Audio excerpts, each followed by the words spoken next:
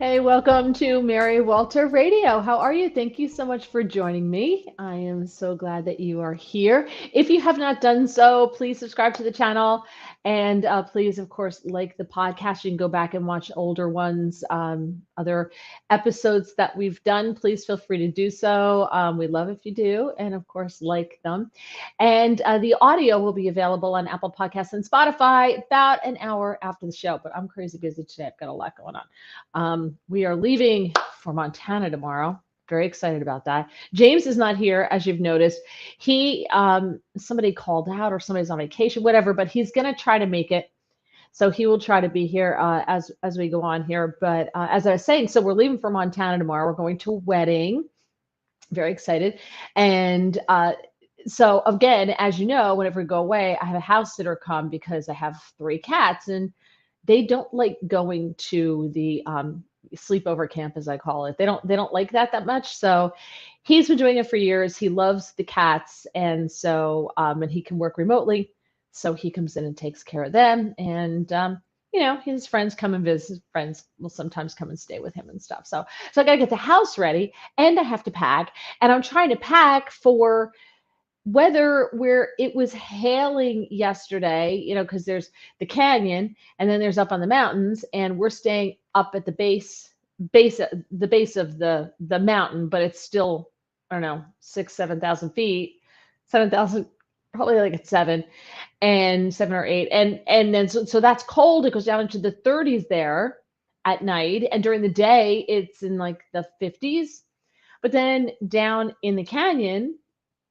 it's going into the 60s during the day, maybe 70s if you're lucky, and it's going down into the 40s at night. But we're going to be up and down, and the wedding is halfway between the two on a ranch. That's going to be, I'm so excited. It's going to be fun.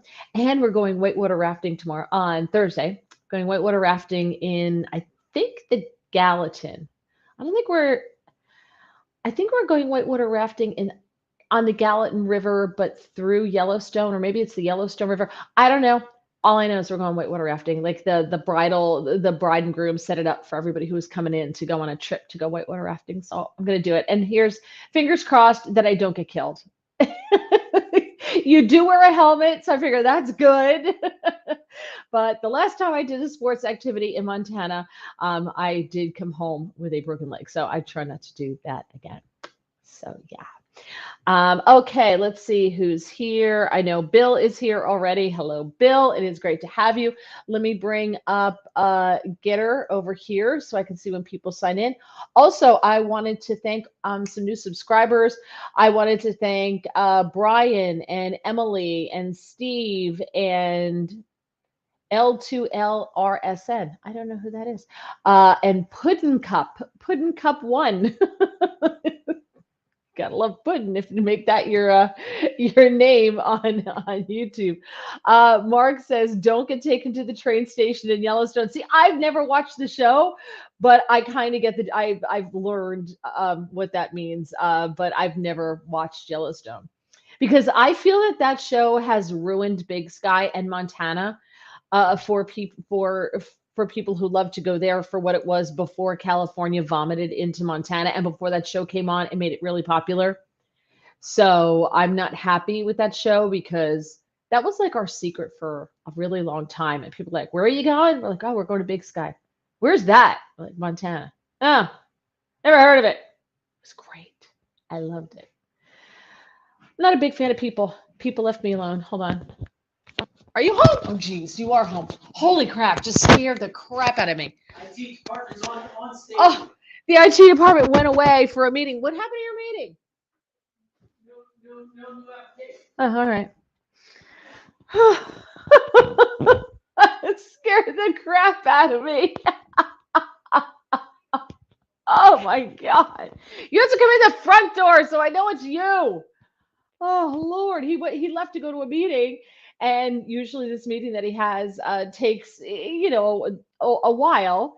And I thought I heard something, and I was like gonna yell, "Hey, you home?" And then boom! It's like, oh, uh, Mark, same thing happened. Same happened in Colorado. Yeah, it's people like where, and then mom, California vomits out into the state. So thank you to our new subscribers. Really do appreciate you. So um, I do have some news coming up, which I'll tell you about. I do my upcoming schedule, just so you know. Let's see, next week. Well, it'll be after 4th of July, but next week, Wednesday, Thursday, and Friday, I am going to be co-hosting the morning show on WPHT, and I'm going to be co-hosting with Mike Opelka. And Mike is another person who makes a living as a fill-in. And so Mike and I are friends, and but I've never done a show with him because either I'm doing a show or we've never done it together. So that'll be fun. And then I do have another bit of an announcement. We'll get into that into the show, something else that is coming up. So that'll be fun. All right. So I don't know if you saw this story, because everybody's going crazy over Trump. Everybody's going crazy over Trump and this recording that came out that shows that Trump committed, Trump's a criminal and Trump has to go to jail forever. And there's no talking any sense to these people. I'll say to them, it's like this audio recording that came out where he says, "Yeah, see these papers here. This is all should be is classified." And blah, blah. I want a video. I keep saying I want a video. I want to see, okay, well, what did he show to them? Did he show them an envelope with papers in it? You can hear paper shuffling, but were those other paper? Like, I don't know what was shown to anyone. So until you can say these people saw, were shown, so I need proof that they were shown, right? Yes, he's been filling in for Chris Plant. Yeah, I'm not allowed to fill in for Chris Plant because I'm pretty sure WMAL doesn't want me on the air. So Mike does all. I used to do Chris's fill in, and then they hired me full time, and now I'm persona non grata. So now they have Mike Opelka filling in for Chris Plant there. So while everyone's losing their mind over the videotape, right? This little story came out today, and it's from the AP. And what they're saying is that more than $200 billion may have been stolen from two large COVID-19 relief packages, according to new estimates from a federal watchdog that's investigating federally funded programs that help small businesses survive COVID.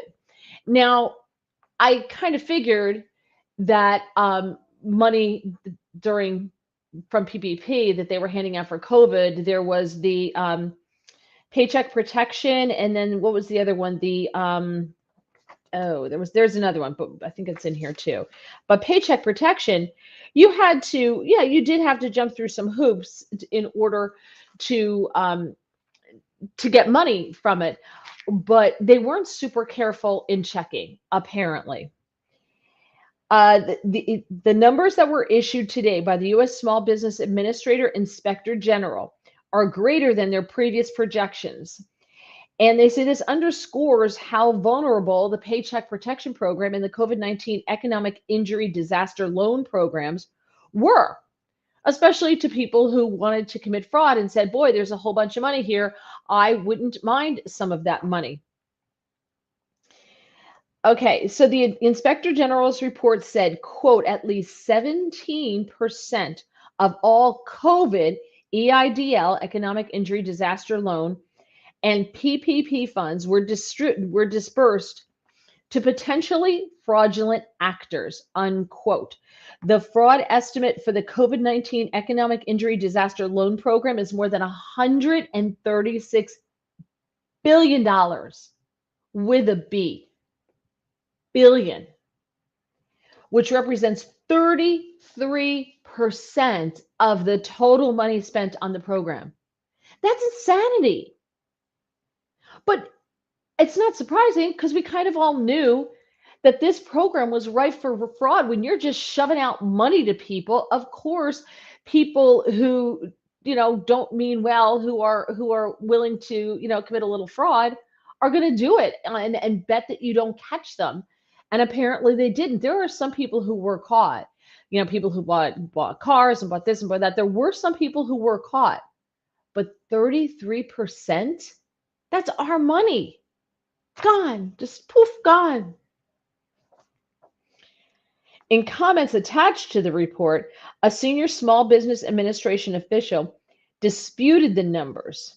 The acting associate administrator for capital access, named Bailey DeVries, said the inspector general's quote approach contains serious flaws that significantly overestimate fraud and unintentionally mislead the public to believe that the work we did together had no significant impact in protecting against fraud. Okay, but even if he's off by 50%, that's still over $50 billion. Again, say he's off by 50%, still $50 billion. The SBA Inspector General had previously estimated fraud in the COVID-19 disaster loan program at $86 billion and the Paycheck Protection Program at $20 billion. Now, the AP reported earlier this month that scammers and swindlers potentially swiped about $280 billion in COVID emergency aid. Another $123 billion was wasted or misspent. $123 billion wasted. Wasted. That's insane. Let's see. Scott over here says, heard a while back they got paid back and have lists of people who did wrong. Yeah, I had heard that as well. But you're trying to get money from people who may look at you, go, I don't have it. Are they going to jail all these people? They should, but I don't know if they're going to. The bulk of the potential losses from the two programs and another to provide unemployment work benefits to workers who were suddenly unemployed because of all of this. 3 initiatives were launched during the Trump administration and then continued under Joe Biden. Combined, the loss estimated by the AP represents 10% of the $4.2 trillion the U.S. government has so far disbursed in COVID relief aid. That's crazy. Here we go. Remember Solyndra? Yeah. There you go. In 2009, the Obama administration co-signed $535 million loans to Solyndra. The company filed for bankruptcy September 1st, 2011. And if I remember correctly, Mark, they filed for bankruptcy after they gave their administrators and the officers all got big bonuses. And then they're like, oops, sorry, don't know where the money is. Everybody else loses out. Remember that? I think that happened with Solyndra. Correct me if I'm wrong. Let's see. The SBA Inspector General said that the report utilizes investigative casework, prior reporting, cutting edge data, and they're identifying fraud schemes to take the money. So, in a statement Tuesday, the SBA said, it is vital, quote, vital to clarify that 86% of the likely fraud in the PPP and COVID EIDL programs occurred in the first 9 months of those programs when, as the Inspector General has often noted, the rush to get funds out led to unwise decisions to pull down anti-fraud guardrails. We all saw it coming. We all knew it was coming. And yeah, so now it's not a surprise because they're just like, well, we got to give people the money. We got to get them the money. And the government thinks, well, why would anyone commit fraud? Why would anyone lie? Yet people who genuinely need it, I applied for PPP. My husband applied for PPP. We have several corporations, and getting the money, the hoops that we had to jump through was crazy. And because they're really small businesses, big banks like Bank of America and others took care of those people less. Because remember, there was like one wave of money, and then if you didn't get it, you didn't get it. And then they got like, okay, we got more money. We're going to give you more money. And they put it out. So they were really only helping like the really big businesses during that first wave. And I got so frustrated jumping through the hoops for PPP. It was it was just ridiculous. It was just dumb. So okay, that was news that broke today that didn't really get a lot of press, didn't get a lot of play because everyone's talking about the recording of Trump. So I thought this piece was interesting, and I just like the way it's written. And it says, when the Justice Department discovered from journalists a storage locker containing evidence against Paul Manafort, a search was executed immediately. But when IRS agents found a similar storage area containing evidence in the Hunter Biden criminal tax probe, they were denied the right to search despite meeting the probable cause standards.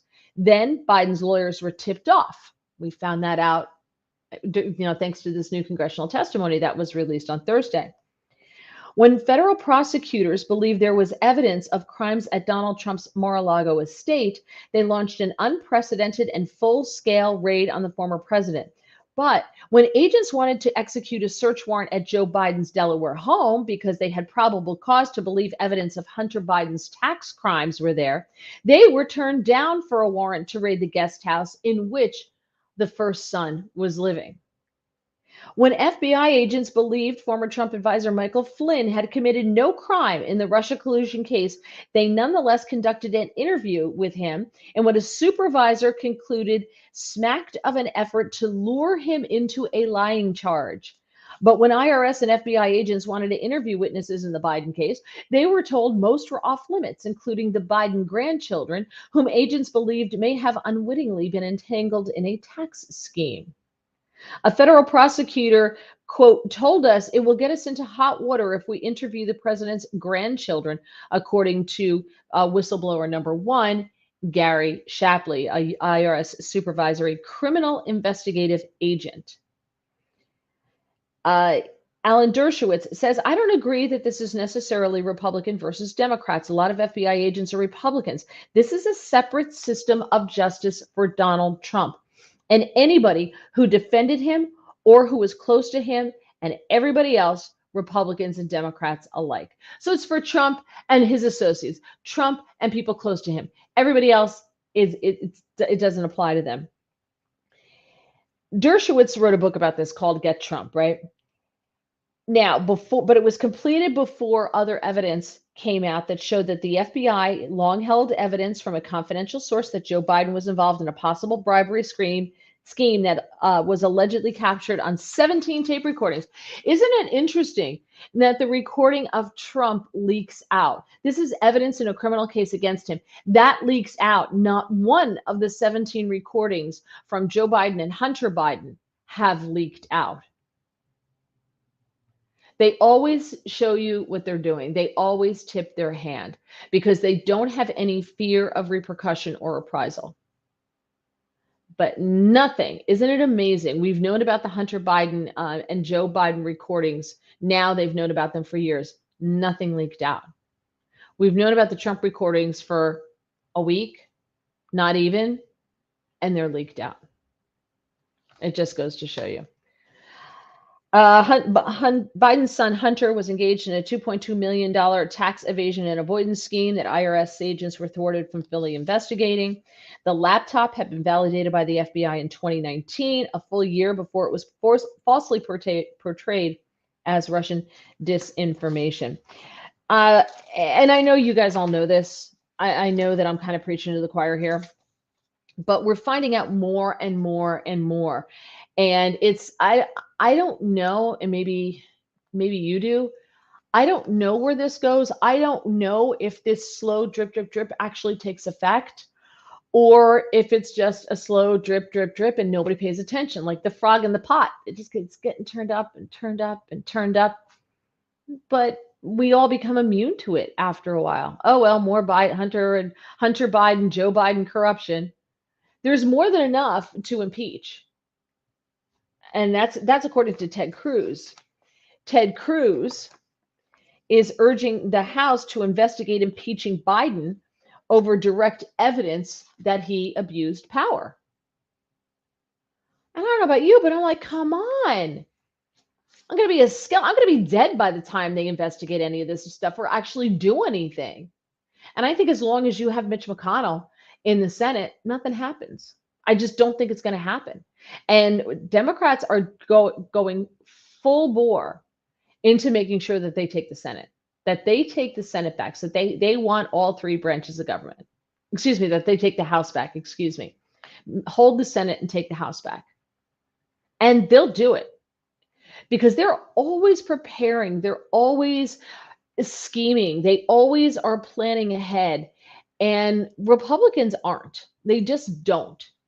There should have been a plan for what they were going to do once they took over the House, right? They should have had a plan. And then when they won the House, they should have put the pedal to the metal and really expanded on the plan and done something. and had a plan as soon as they came in. And there's nothing. Why hasn't Mayorkas been impeached? Seriously, why hasn't Mayorkas been impeached? We just had a study, a report came out from FAIR, which is the immigration group, and they're a conservative group. So the left goes, "Ah, they're conservative. I don't believe their numbers." They use numbers from the census, but I think we're up to $163 billion a year that it costs taxpayers to care for these people because we care for them for some reason. And a lot of it is because if they have a baby here, the baby then can get all of the benefits. And mom and dad, we don't send mom and dad back, to Mexico or Guatemala or wherever with their baby. We let them stay here with the baby. Baby wouldn't know at all if they got sent back. They would have no clue. And it's the only life they've ever known. They're babies. They'll be fine. But for some reason, we allow them to stay here just because they've had a baby. I don't understand it. Republicans have no teeth and no spine and no backbone and no balls. They don't. They got nothing. The women the women in the Republican Party, I think, have more guts and more backbone than the men. And I think it's because the men want to be there forever. Not all of them. Not all of them. I'm looking like Mitch McConnell, Mitt Romney, Paul Ryan when he was there. They're very much go along to get along. They're so used to losing. I have faith in Matt Gaetz. I have faith in Jim Jordan. I have faith in Marjorie Taylor Greene. And I know she's crazy, but that's what people say about women when they don't. If when a woman does what a man does, she's crazy. He's assertive, she's aggressive. He's tough, she's a bitch. That's how it is. I work in a very misogynistic industry. I know it all. I've seen it all. I've been called it all. I get it. So I'm immune to that. It doesn't bother me. Marjorie Taylor Greene doesn't bother me at all. The way Donald Trump speaks doesn't bother me at all either. So that doesn't, to me, is nothing. But so Ted Cruz on his podcast said that he's calling on the House to investigate what he says is direct evidence of Joe Biden using his position to enrich himself. He said, look, this WhatsApp is direct evidence of Joe Biden abusing his government power to enrich his son and assuming 10% for the big guy to enrich himself. Why don't we know who the big guy is yet? Like, how has that not been investigated, right? Donald Trump's special investigator is leaking evidence. They have a court date. They're already influencing the jury. They're already out there doing that. Joe Biden's guy, I don't even know his name. Like the name of Joe Biden's special counsel. What has he done? Do we know anything? Anything from that? Is there a court date? Anybody show up, or they have cracked a book on it? What's going on? I have no idea. Because what they're going to do, mark my words, Joe Biden's special counsel, nothing happens. Nothing. And then when they finally get around to it, and they're like, oh, we're going to have a court date. They're going to say, oh, it's too close to the election. Too close to the election. We have to put it off until after the election. It's exactly what's going to happen. And then Democrats are hoping that they take the House, and then the whole thing disappears. Watch. They play their game in public. They put their game out there in front of us. And Republicans, for whatever reason, are constantly baffled and surprised. I don't understand how, but they are. And it's maddening. But that is exactly how Joe Biden's special counsel is going to play out. 100%. Mark says Republicans never throw the first punch. They never keep their foot on the throat. This is why they always lose. Yeah, you're 100% right. Queen's Writer says, how much does Obama know? Great question. We know that Obama knows a lot. We know that Obama knows a lot. And he skates. He skates. And the DOJ and the FBI and the IRS are great. Actually, it's the DOJ and the FBI. They're really good at just, putting things under the rug, on the down low, and just quietly letting the statute of limitations expire. Why wasn't James Baker ever indicted for lying in front of Congress? Why weren't any of these people ever indicted for lying? Why didn't anybody look into Christine Blasey Ford and who put her up to it? Why are there never any investigations, but they are constantly investigating Trump? It is one of the most maddening things ever. So Cruz is urging the House to investigate impeaching Biden over direct evidence he abused power. I don't think they will. I just don't think they will. I don't know. Maybe Kevin McCarthy will surprise me. I don't know. We'll see. Now, speaking of Kevin McCarthy, he retweeted allegations made by the whistleblower number one, Gary Shapley from the IRS.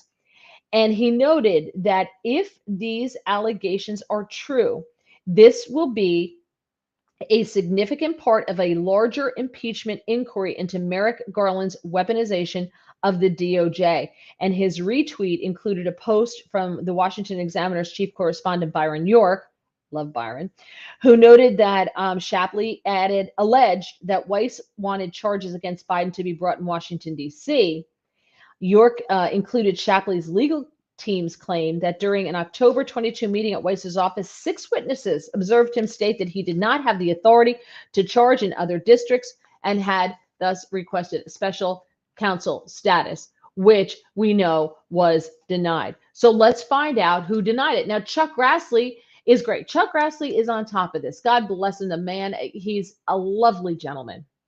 I got the opportunity to meet him, spend some time with him. Lovely gentleman, super nice.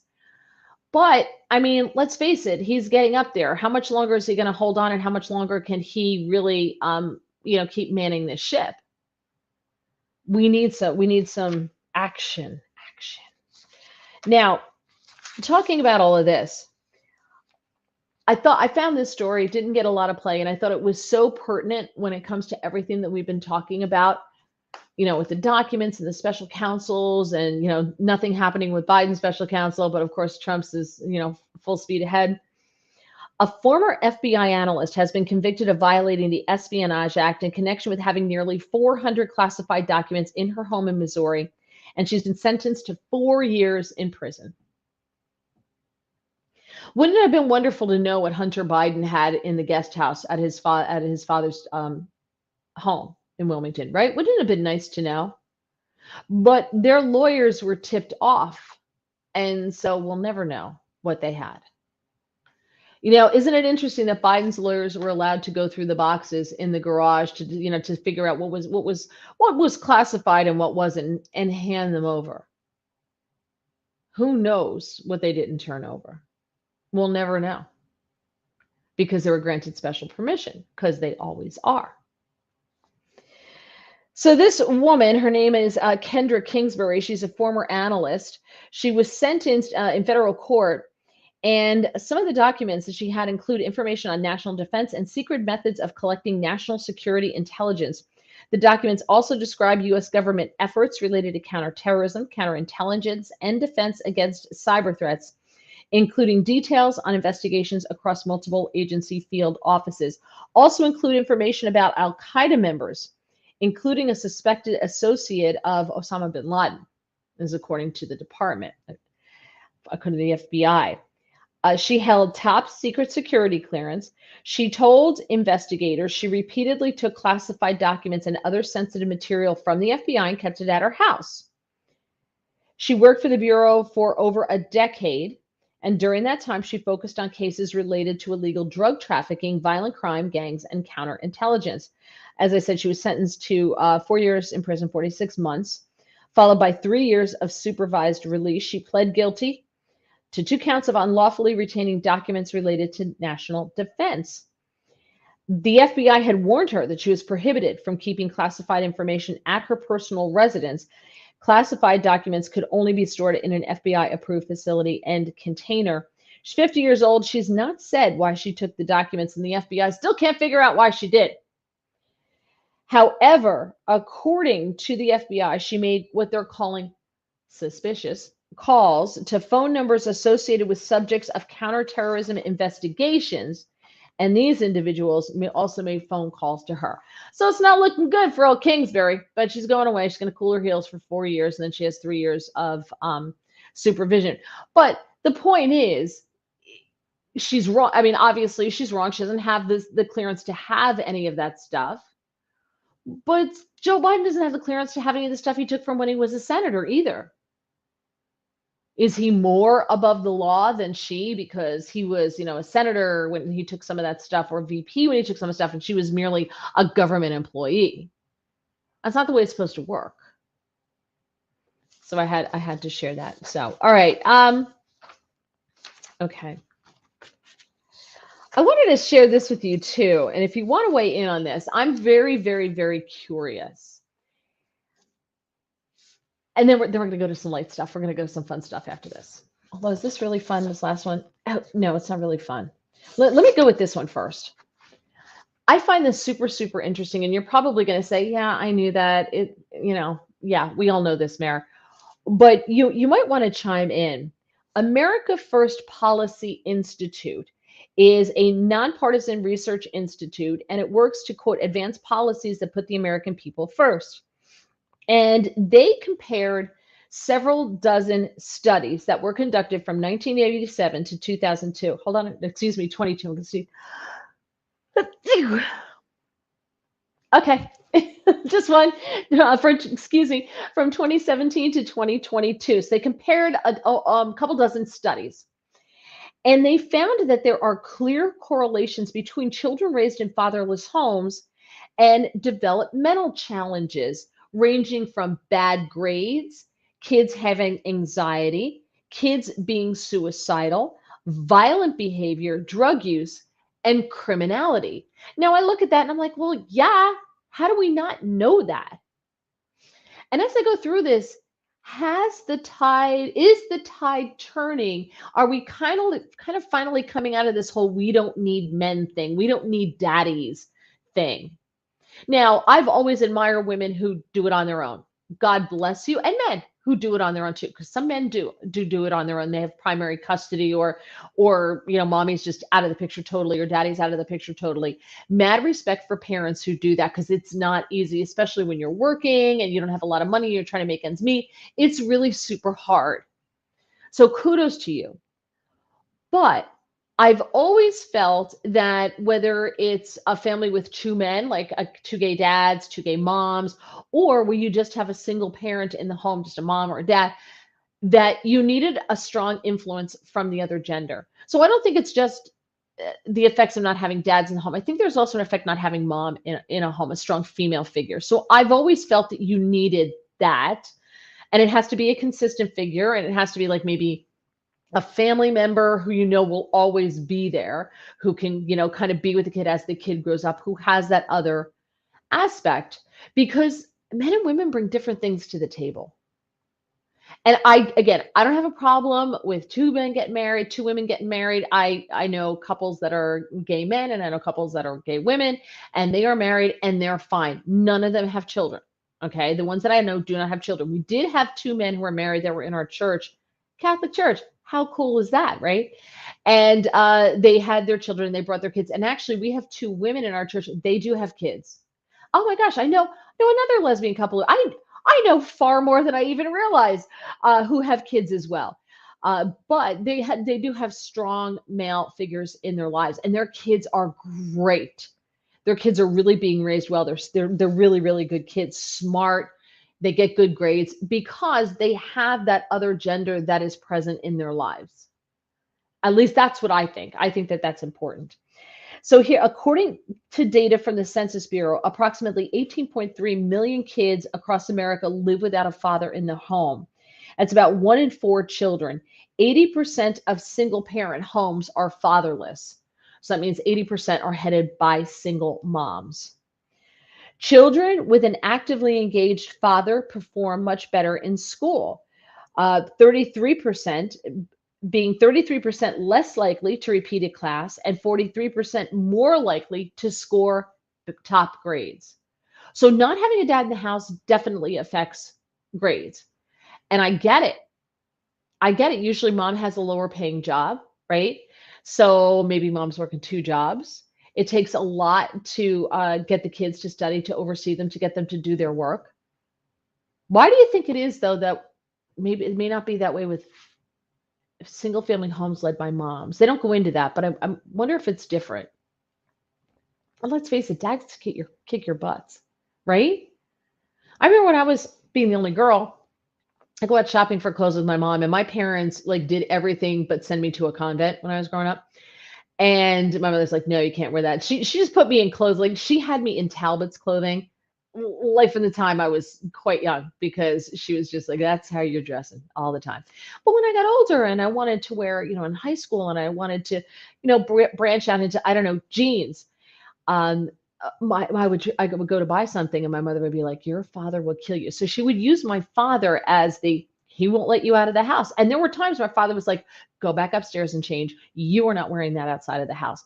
And it was terrible because all my friends, and I wasn't dressing like showy. I wasn't showing anything off. It really wasn't inappropriate, but for my parents, it wasn't happening, and that's just the way it was. So, but that was the role my dad filled. My mom, it would have been easier to get over on her. It would have been easier to just tell her no and walk out.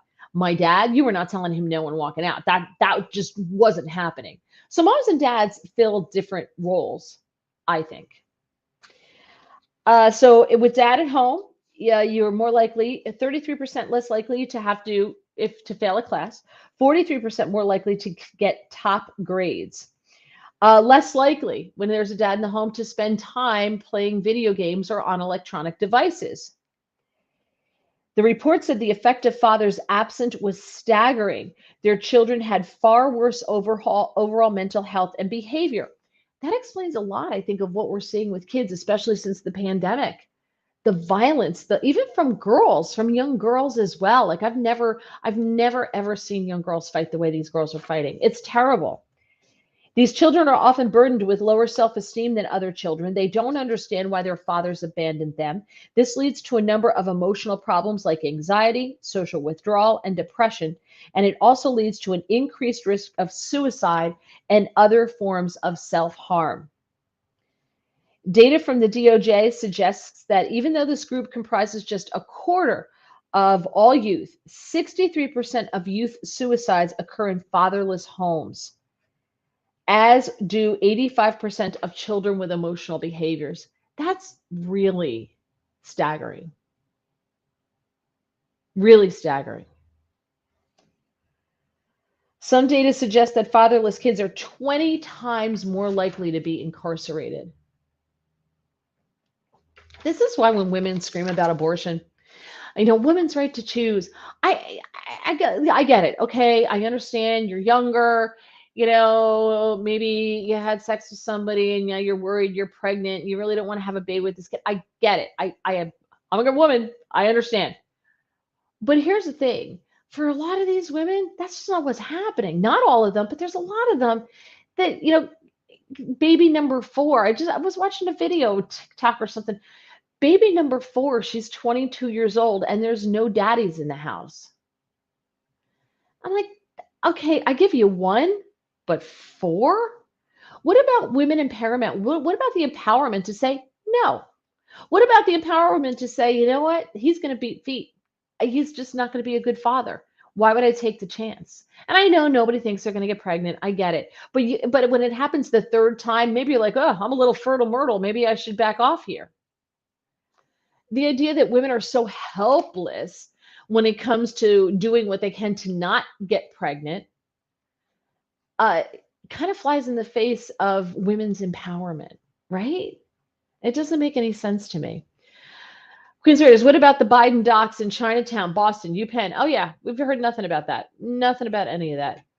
What are the demographics for these? These are dozens of. Wait.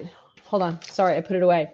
Dozens of studies conducted from 1987 to 2022. So they don't tell you what the demographics are. 71% of teachers, 90% of law enforcement officials state that the lack of parental supervision at home is a major factor that contributes to violence in schools. Yep, totally agree.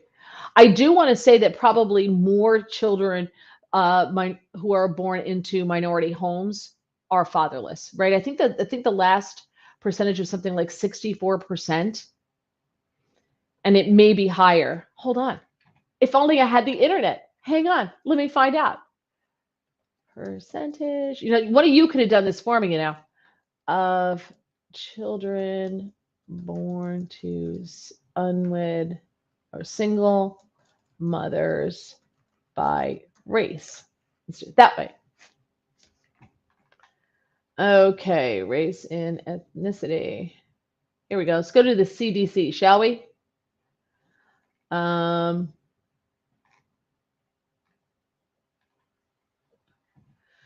okay. Oh, this only goes to 2012. Really? It only goes to 2012. What the hell, dude? All right. Shockingly, the government's website is useless. Washington. Oh, here we go. Okay. This is 2017. 2017, it was 77% of Black births are to single moms, with 49% to Hispanics.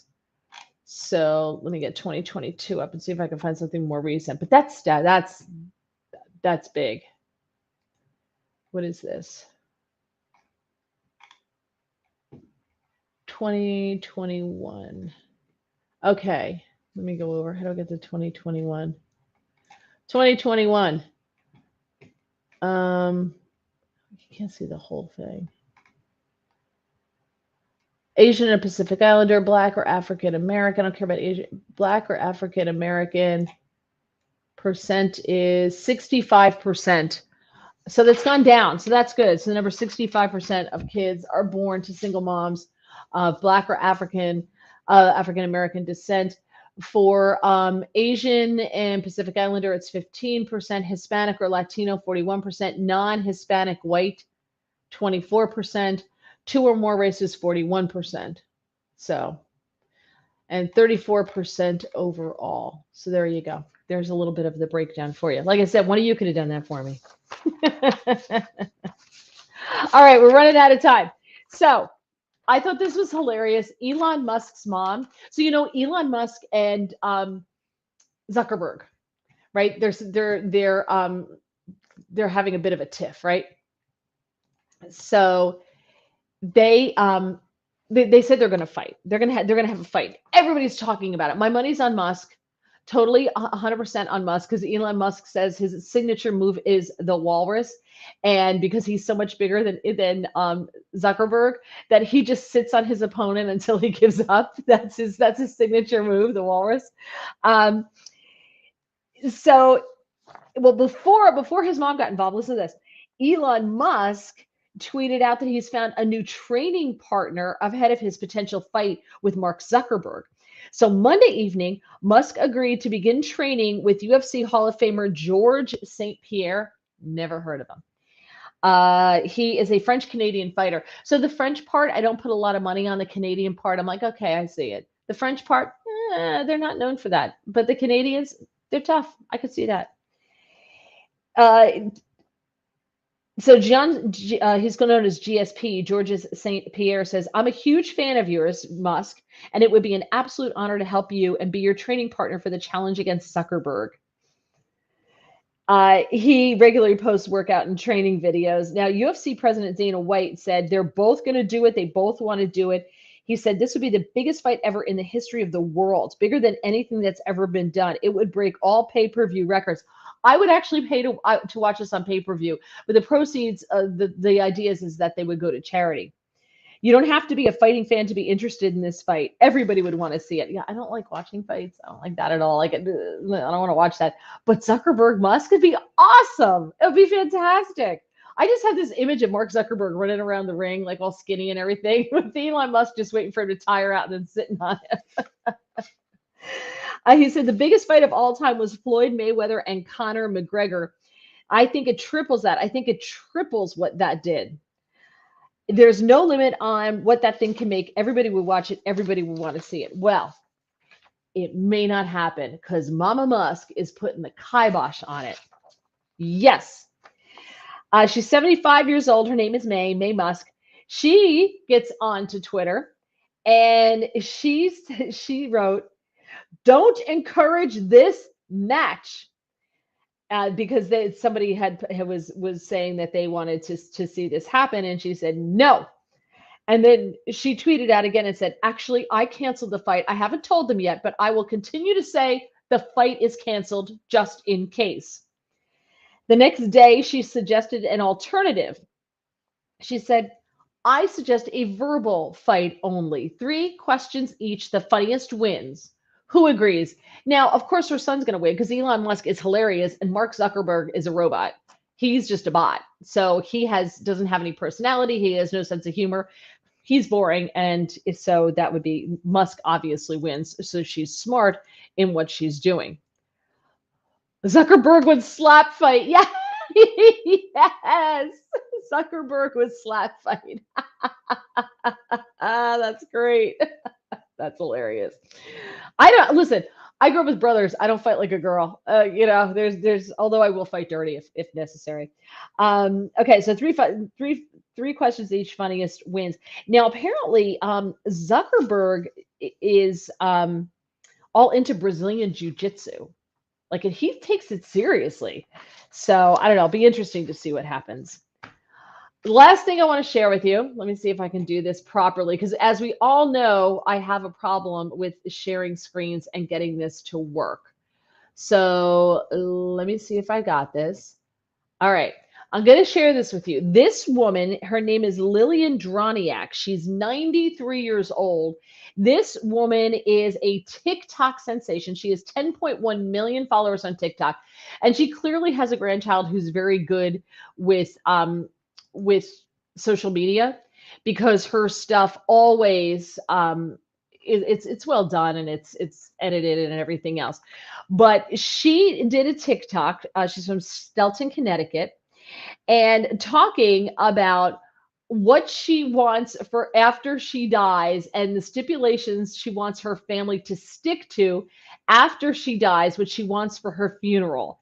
So let's see what Lillian has to say. Play this video at my funeral. Thanks for coming, everyone. There's probably a lot of people here. So have fun. If you're crying, stop being a baby. Find a tissue and move on. Don't be sad. I lived a long time. I slayed every day and now I'm going to lay every day. I hope you slay while I decay. And Bertha better not be here. If she's here, kick her out right now. I'm going to haunt you, Bertha, and my ex-George better leave. I know he's here. I'm going to haunt him too. I hope everybody gets drunk after this. You better take a shot for me. Love you all.